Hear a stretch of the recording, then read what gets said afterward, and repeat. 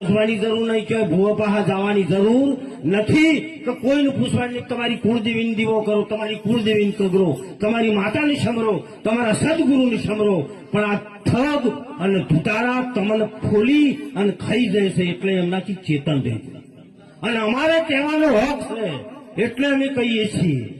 અમે નહીં કહીએ ને તો આ જગતની આ પબ્લિક રહી ને એ કદાચ અમને એમ કહે છે કે અમારો રોટલો ખાધો મહારાજ હાથું બોલ્યા. કે ભૂત છે કે પલિત છે, આ દાડા સુધી બગડે પડ્યો મારું જોવું છે, પણ હજી મને ભૂત જોવા મળ્યું નહીં. 40 વર્ષથી રાતે એકલો ગાડી લઈને આવતો, પણ સાબરકાંઠાથી આવતો, ડેરથી આવતો, હું તો કોઈ કાઠિયાવાડથી આવતો, પણ હજી મને ભૂત જોયું નહીં. વાતો છે, બનાવટ છે. એક તમને બીવરાવાના ડરપોક બનાવ્યા છે. તારે ઢેકડી માતા નળન, પૂછડી માતા નળન, બે ભાઈઓની જોઈનીમાં ના જવું, હોમું ના બોલું. એટલે આ ભાઈઓમાં વેર ઘલાવે તોય તમારી આંખો નથી ઉઘડતી.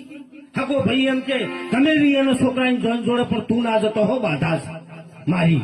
તમે નહીં સમજાતું આવી આ ઝેર ગાલે છે તમારા ભાઈઓ. સૌ માતાને લડવું એટલે મારા ભાઈની જાન છે, મારા ભાઈનો છોકરો પહેરવા હું જઈશ કેમ ના જઉં. અને માતામાં તાકાત હોય ને તો છોકરો પહેરવા જવું, આડી આવીને ચીરી નો ખતો મંજૂર છે, પણ જોઈનીમાં જાવું ને. અને માં એમ નડે, માં તો જગતજનની માં બહુચેર બેઠી આપણા નજીકમાં. માં ના નડે કોઈને, કોઈને નડી છે માં કલ્યાણ કરે, માં તમને બચાવે, માં તમારી રક્ષા કરે, માં દુઃખ આપે. માતા સૌને સરખા ગણે, અજ્ઞાનીને મન નીચા, માતા બધાને સરખા ગણે છે. એવી લોકોએ તમને આમ ભ્રમણાઓ ગાલી દીધી છે, એટલા તમને દુઃખી કર્યા છે. આ અમારે કહેવાની ફરજ છે.